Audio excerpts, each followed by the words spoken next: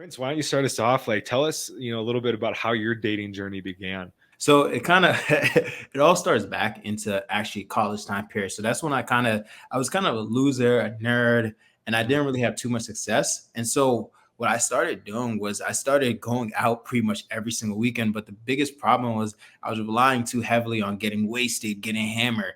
And then I honestly I always had that courage at nighttime, and then it would never transition throughout the daytime. So over Mm, time, I started learning how to naturally meet women. I would learn from trial and error, and then and then I had some friends who are natural, and I kind of like learned from them afterwards. And after college, I realized like, hey, I'm not meeting women the same way because I was going to college parties. So I had to figure out how to meet women naturally throughout the daytime or nighttime mm. outside of college, and that's when the real trouble came. So naturally, I was spending my weekends going out, which everyone does, and then I Mhm. was doing some daytime. Then I realized what I really enjoyed was like going to like festivals, going to like different classes to meet people. And then I was also killing it on online dating and also killing it on Instagram as well. So I was Okay. kind of a combination of pretty much everything, 25% in person, 25% nighttime, 25% Okay. online, 10% in person on Instagram. And then over time, I just got into this space because anytime I was talking to people, we would spend hours talking about like, yo, what did I say wrong in this text message? Yo, what'd you say when we talked to her? What happened? Like, why did you get a second date or something like that? So Mhm. over time, I just started posting on YouTube. I first recorded myself just talking to women at different festivals, and then Mm. kind of took off from there. So, Nice. what about you, man? Yeah, yeah. So, same like you, like in college, I always had girlfriends. Like I was kind of like the Mhm, friend zone guy, but I could never like convert them to dates. And I would always have really like good looking women that were friends, but I mhm, never understood why like I couldn't actually like get women to say. And in college, like all my friends were like hooking up and stuff, and I was like, every night they're like, "Joel, it's your night, man. It's your night. Like it's gonna happen." And I just couldn't do it. Like when I drink alcohol or when I did, I would get really depressed. So I was that guy that would like go sit in the corner and just like be miserable because it would just like hit me hard. Weed was my big drug of choice, but on mhm, weed, all I wanted to do was like eat and like chill with the homies and listen to music. mhm, So once I started to quit that, kind of like you, I realized, okay, I got to actually figure this out because this is like getting depressing. Like I was getting later into my 20s. I wasn't dating anyone. I was still in that mindset that, okay, if I keep doing the right things, God, the universe, Buddha, whatever, Jesus is just going to put someone in my lap. Right. And as the years went on and the more good of a person I became, that didn't happen. So I've kind of found the space through just YouTube, like just kind of Trip Advice was like an OG How to Beast, who's one of your homies and I or don't your know. favorite creators, and just like a bunch of other creators too. And actually, my roommate Jaron, he was on like Rich Cooper's show, and so that's how I actually started really saying, okay, this is something I want to put my energy into. And so now we're roommates, and it's absolutely crazy because I hired him initially for a coaching session, Oh wow. and it's just like it's come full circle. So shout out Jaron, I know you're you're watching in the other room there. It's just an amazing journey because what we're going to dive in today is like online dating never worked for me. It still Mhm. doesn't. Probably turn this one upside down, but Make sure to smash the like button. Anyone smash, watching? yes, absolutely. That's what that means. Smash the like button.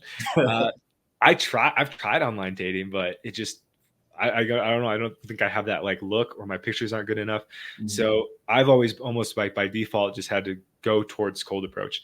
And I love it because just like you said, like you can go anywhere, anytime.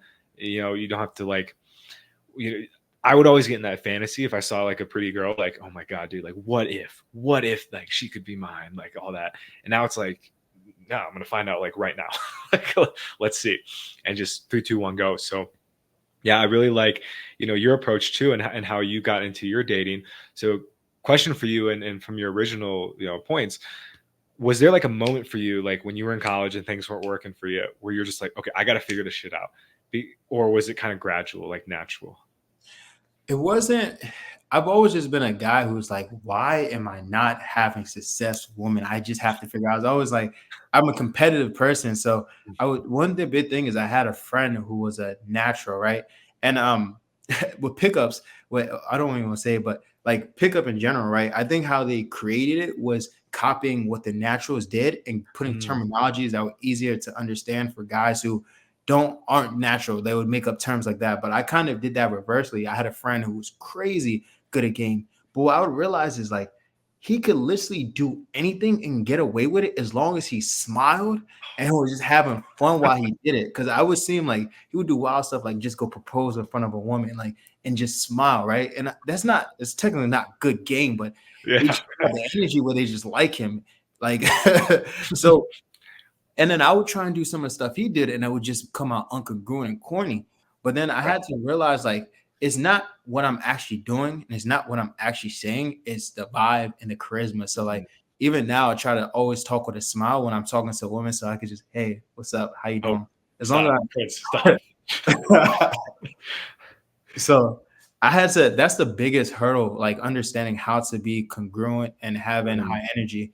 And the one thing that's why we're talking back in the past, I used to rely heavily on alcohol. But once I yeah, started trying to figure out going out sober, doing stuff during the daytime, that's when I was able to figure out how to transition, make this into my real personality. Because when you sure. heavily rely on it and you especially don't understand what you're doing at nighttime, is you're going to be depressed during the daytime because you're like, why can't I have that same result? One thing I do find out that with most men, what they do, the biggest hurdle usually is like getting the courage to actually talk to the woman, right? I Mhm. think the approach anxiety, no matter what anyone says, is always the biggest hurdle.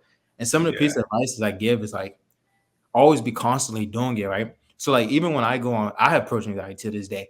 But even when I go on boot camp, once I still getting warmed up, and I'm in an Right. environment where everyone's doing it, and I have a Uh-huh. support group, that helps me. Or even when I go out of town, they encourage Okay. me to do it. So I encourage every guy to figure out what they're gonna do. Like even when I go on boot camp with other coaches, like we'll go out the first day and just get that urge out of our system.